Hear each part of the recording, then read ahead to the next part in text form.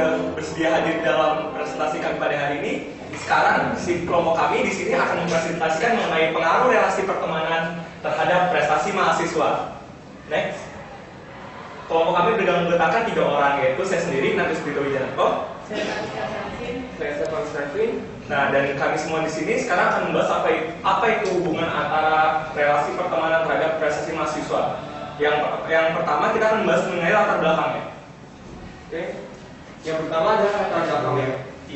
Setiap manusia membutuhkan interaksi dalam hidupnya. Salah satunya adalah interaksi dengan teman. Interaksi itu bisa terjadi di sekolah, perkuliahan, dan kantor. Dan di perkuliahan kita juga bisa menemukan salah satu interaksinya dengan cara teman membantu teman yang kesulitan. Dalam hal ini ada juga dampak-dampak yang bisa ditimbulkan dari pertemanan dalam perkuliahan. Dampaknya bisa berupa dampak positif dan negatif. Dampak itu bisa mengakibatkan pengaruh yang positif dan negatif. Penulis menjelaskan pengaruh pertemanan dalam makalah ini.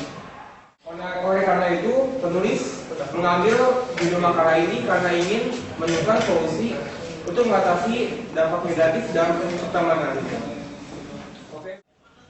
Oke, berikutnya identifikasi masalah. Pertemanan mempunyai masalah, yaitu yang pertama faktor negatif dan positif dari yang ditimbulkan dari pertemanan dan perkuliahan. Yang kedua adalah pengaruh positif dan negatif yang menimbulkan pengaruh pertemanan dalam prestasi belajar. Yang ketiga, syarat solusi untuk mengatasi dampak positif dan negatif dari berkuliah, pengaruh teman dalam prestasi belajar.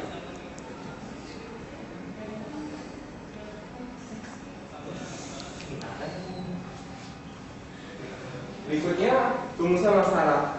Yang pertama adalah apa pengaruh dari pertemanan dalam meningkatkan prestasi belajar.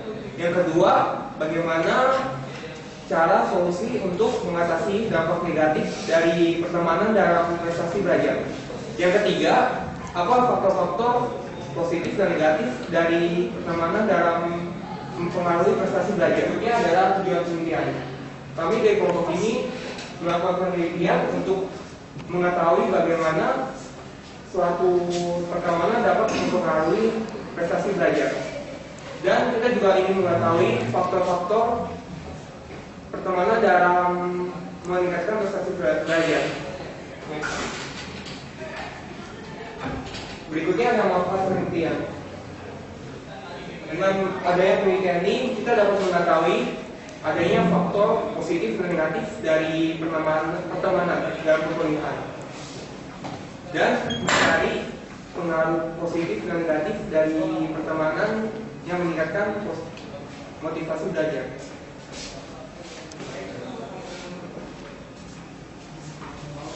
Nah, di sini sekarang saya akan membahas mengenai pembahasan.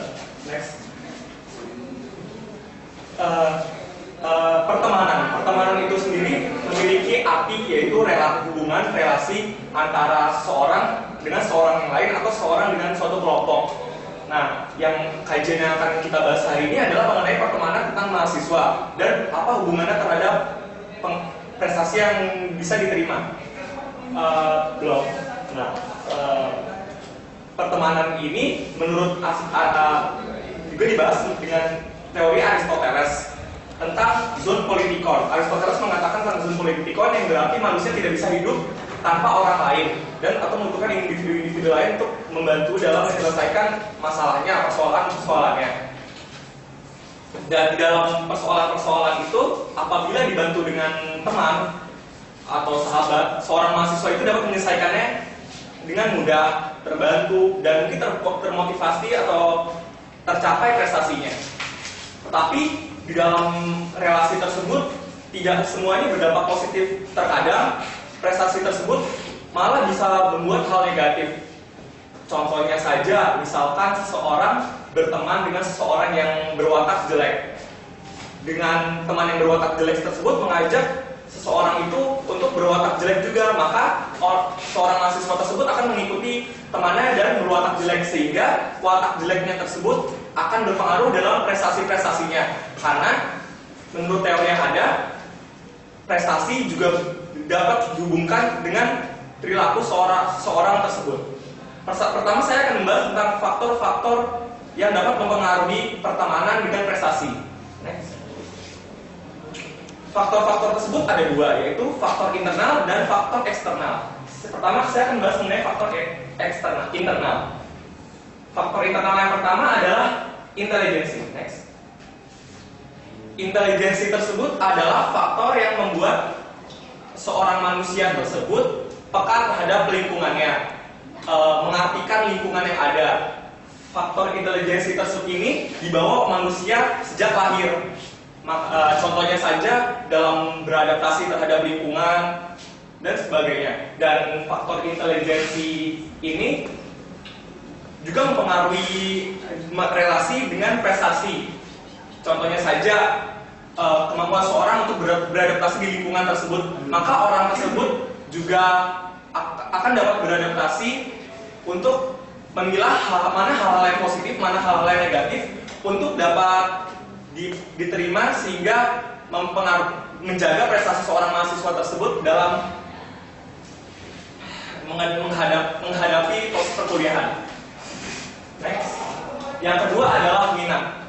Faktor minat ini di dalam KBBI atau Kamus Besar Bahasa Indonesia adalah sebuah ketertarikan terhadap suatu benda atau suatu hal.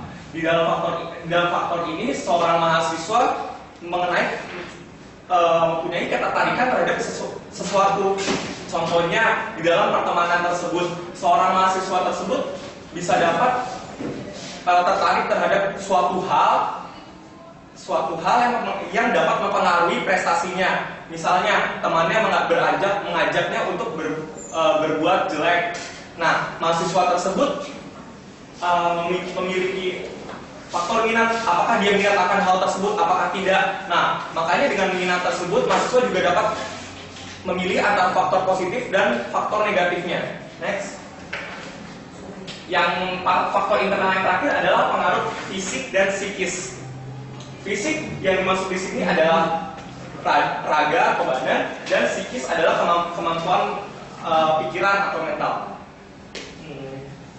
Next. Faktor yang mempengaruhi pertemanan terhadap prestasi adalah adanya faktor eksternal. Next. Faktor eksternal dibagi menjadi tiga, yaitu faktor lingkungan pendidikan atau karena di sini makalah mengenai mahasiswa, maka yang pertama adalah faktor kampus, yang kedua adalah keluarga, dan yang ketiga adalah sosial. Next. Yang pertama di dalam kampus, mahasiswa tentunya memiliki teman kampus yang biasa membantu dalam proses belajar, proses mengerjakan tugas atau proses mengerjakan proyek-proyek yang bisa dilakukan bersama. Nah, proyek-proyek tersebut, pembelajaran tersebut, baik yang negatif dan positif, akan diserap mahasiswa dan nantinya juga akan mempengaruhi prestasinya. Contohnya saja seperti yang telah dijelaskan sebelumnya, mahasiswa yang lain dapat mengajak seseorang untuk melakukan kegiatan yang baik seperti mendonorkan darahnya atau aksi sosial, atau mungkin sering untuk melakukan kegiatan bersama atau memberi les khusus kepada adik-adik kelas atau orang yang belum mengerti tentang pelajaran, maka itu akan mempengaruhi prestasi seorang mahasiswa juga. Next. Yang kedua adalah faktor keluarga. Keluarga ini juga ikut berperan dalam proses mempengaruhi prestasi tersebut. Contohnya saja hubungan antar keluarga mempengaruhi mental seseorang, atau didikan orang tua dalam memberikan arahan anaknya untuk lebih berprestasi dan sebagainya. Next. Yang ketiga adalah faktor sosial. Faktor sosial yang dimaksudkan di sini ada mengenai tentang lingkungan. Di dalam lingkungan juga mempengaruhi prestasi mahasiswa tersebut. contohnya lingkungan tetangga ataupun kegiatan-kegiatan organisasi lainnya di luar kampus. Di sini tuh terdapat relasi pertemanan juga terhadap mahasiswa atau orang individu tersebut, sehingga di sini faktor sosial tersebut dapat memberikan dampak positif maupun negatif bagi prestasi mahasiswa.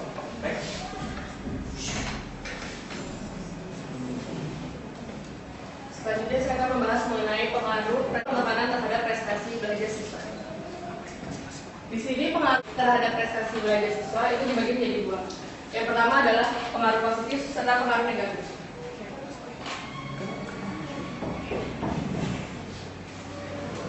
Pertemanan terhadap prestasi belajar mahasiswa itu tidak hanya berdampak terhadap mahasiswa saja. Di sini prestasi yang akan dibahas adalah prestasi meningkat. Prestasi meningkat itu merupakan dampak dari pertemanan, di mana apabila kita memiliki hubungan teman yang baik, kita akan mulai belajar bersama dan akan meningkatkan prestasi belajar. Yang kedua adalah rajin.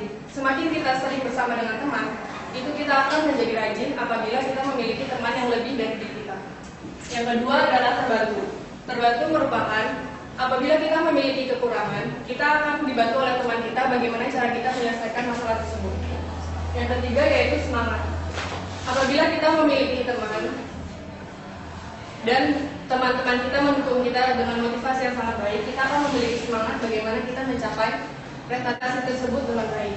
Yang keempat adalah tanggap, di mana di sini kita sebagai mahasiswa yaitu menjadi sensitif dalam pelajaran.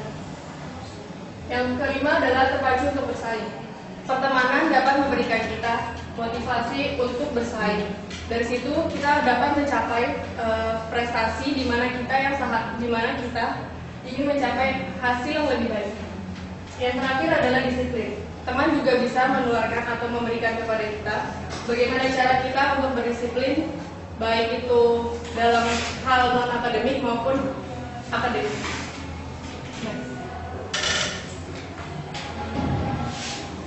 Selanjutnya adalah pengaruh negatif. Pengaruh negatif itu dapat berdampak kepada mahasiswa, bagaimana cara dia untuk menangani suatu masalah dalam prestasinya atau menangani pertemanannya, dan ini merupakan dampak negatif dari suatu pertemanan. Yang pertama itu adalah prestasi menurun. Apabila kita lebih banyak bermain dibandingkan dengan belajar dengan teman, itu prestasi kita akan menurun, walau tanpa disadari maupun disadari. Yang kedua adalah tidak terpacu untuk bersaing. Tidak terpacu untuk bersaing yaitu di mana kita merasa bahwa pertemanan itu hanya memberikan dampak negatif dan kita hanya selalu bermain dan tidak mementingkan pelajaran. Di situ kita tidak akan termotivasi untuk bersaing bagaimana mencapai hasil yang paling baik. Yang ketiga adalah semangat turun. Mahasiswa akan memiliki semangat yang turun apabila pertemanan tidak dapat membedakan mana yang seharusnya dia belajar dan seharusnya dia bermain. Sehingga apabila teman mengajak kita untuk bertindak negatif, itu kemudian dapat menurunkan semangat.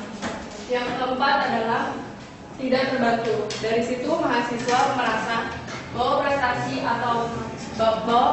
atau pelajaran yang dia terima itu tidak membantu karena teman hanya selalu memberikan atau mengajak dia untuk bermain atau tidak melaksanakan tugas sesuai dengan aturannya. Yang terakhir adalah belajar lebih besar daripada bermain. Apabila kita sering atau kita tidak serius dan tidak fokus dalam pertemanan, dan pertemanan itu dapat memberikan hal-hal yang tidak baik, maka belajar akan lebih kecil presentasinya dibandingkan dengan bermain. Selanjutnya adalah ikut melanggar. Jadi apabila di sini teman itu banyak memberikan hal negatif, dia apalagi dalam melanggar peraturan, terus melanggar peraturan tertib, itu akan memberikan hal negatif. Yang terakhir adalah pemalasan. Mahasiswa akan merasa malas apabila teman mereka selalu mengajak bermain atau tidak serius dalam hal-hal yang telah diberikan kepada dari dosen atau dari orang-orang sekitar.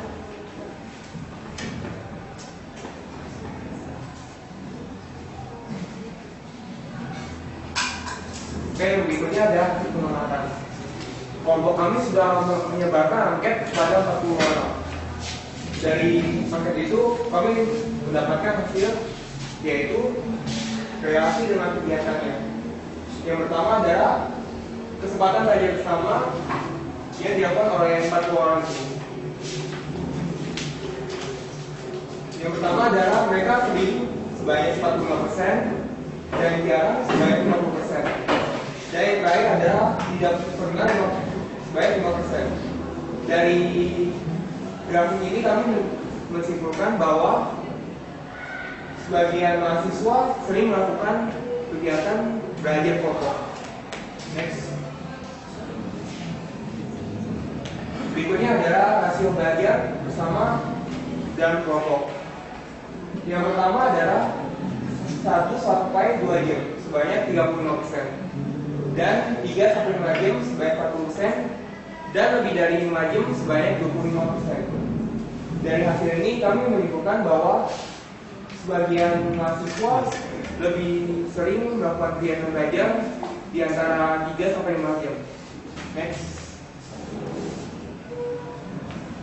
Yang berikutnya adalah kepuasan dalam belajar bersama. Tingkat kepuasan belajar bersama sebanyak 35% yang tidak puas dan 65% yang puas. Dari diagram ini kami menunjukkan bahwa semua mahasiswa puas dengan hasil belajar. Hal ini dapat disebabkan karena kegiatan belajar kelompok yang disebabkan oleh pelajaran. Next. Pengalaman pertama terhadap motivasi belajar. Sebanyak 75% setuju dan 25% lagi tidak setuju. Hal ini mungkin karena 25% disebabkan karena susahnya belajar bersama dan lebih banyaknya ngobrol atau berbicara daripada belajar. Oke, berikutnya.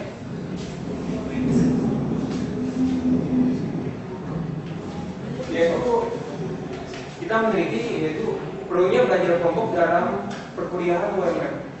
Sebanyak 37,5% tidak setuju dan 62,5% setuju. Hal ini disebabkan karena belajar kelompok lebih membantu dalam belajar mandiri. Kita bisa menanyakan teman dalam kelompok yang mengalami kesulitan. Nah, dari semua hasil pengamatan yang tadi telah dipresentasikan, kita bisa menarik kesimpulan mengenai persentasenya. Dalam yang grafik yang sebelumnya telah dijelaskan bahwa sebagian besar masyarakat UMN puas akan belajar bersama, termotivasi, dan keseringan dalam belajar bersama pun tingkatannya lebih besar. Maka kami mengambil kesimpulan bahwa mahasiswa UMN pasti ada belajar kelompok dan dengan durasi rasio yang cukup lama atau cukup sering. Itu mungkin juga disebabkan karena banyaknya tugas yang harus dilakukan bersama atau tingkat kesulitan yang tinggi, dan hal-hal tersebut memacu para mahasiswa untuk mengerjakan tugas bersama untuk lebih berprestasi. Bisa dilihat di sini presentasi penawar positifnya memiliki hasil yang besar dan negatifnya memiliki hasil yang kecil. Di sini berarti kami juga mengambil kesimpulan bahwa mahasiswa UMN merasa puas akan hasil dari relasi pertemanan di dalam prestasi. Berikut. Next.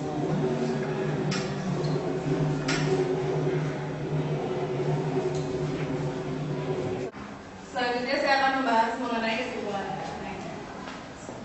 Kesimpulan di sini dibagi menjadi dua, yaitu positif dan negatif. Kesimpulan yang positif yaitu kita dapat memberikan hal yang terbaik untuk teman-teman kita, bagaimanapun itu caranya. Yang kedua adalah pertemanan dapat memberikan dampak negatif. Pertemanan yang memberikan dampak negatif itu pertemanan yang dapat memberikan dampak negatif itu sangat berpengaruh terhadap bagaimana kita untuk belajar dengan baik. Di sini adalah dampak negatif kepada positif, yaitu dengan memperdulikan sikap kita. Selanjutnya adalah pertemanan nilai perilaku yang positif dan negatif. Perilaku positif itu adalah kita lebih mengenal dengan teman sehingga terjadi kerjasama yang baik. Yang kedua adalah untuk membahas pelajaran sehingga pelajaran yang tadinya kita tidak ketahui atau kita tidak mengerti, kita menjadi lebih mengerti. Yang selanjutnya yaitu mengerjakan tugas bersama. Dampak negatif yaitu kita menjadi adanya perselisihan atau karena persaingan yang tidak sehat. Kemudian tidak fokus karena bermain lebih besar dibandingkan dengan belajar. Jadi kita sebagai mahasiswa dan pertemanan terhadap prestasi itu kita harus selektif lagi bagaimana kita memilih teman agar kita lebih menerima dampak positif dibandingkan dampak negatif dari pertemanan. Oke.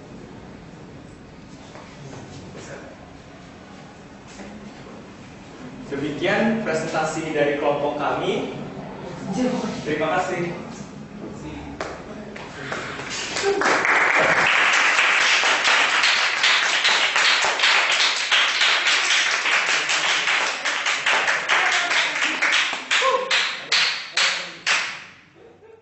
Kira-kira dari presentasi yang telah dipresentasikan tadi ada yang mau bertanya? Ya, saya ingin bertanya. Jadi begini. Dari pengalaman saya, ketika saya belajar berkelompok dengan teman nih, biasanya tuh kita tidak langsung mulai belajar, tapi langsung bermain. Nah, bagaimana Anda menanggapi sikap seperti itu? Ini berdasarkan apa? Saudara Wisnu, seperti yang tadi telah dipresentasikan dalam kesimpulannya, itu turn negatif dari pertemanan tersebut diubah ke dalam hal yang positif. Jadi itu tergantung sikap atau attitude kita dalam menanggapinya. Seperti bila saudara Wisnu malah bermain ketimbang belajar, maka mungkin bisa dimulai dari saudara Wisnu sendiri. Saudara Wisnu bisa bilang ke temannya, kamu jangan kebanyakan bermain, belajarlah lebih banyak lagi. Maka bisa saja omongan saudara Wisnu itu berpengaruh buat teman-temannya jadi ingin belajar malah jadi gak main lagi. Nah dari situ maka semuanya tentunya belajar dong, maka prestasi juga akan meningkat. Oke, terima kasih. Ya, demikian sih.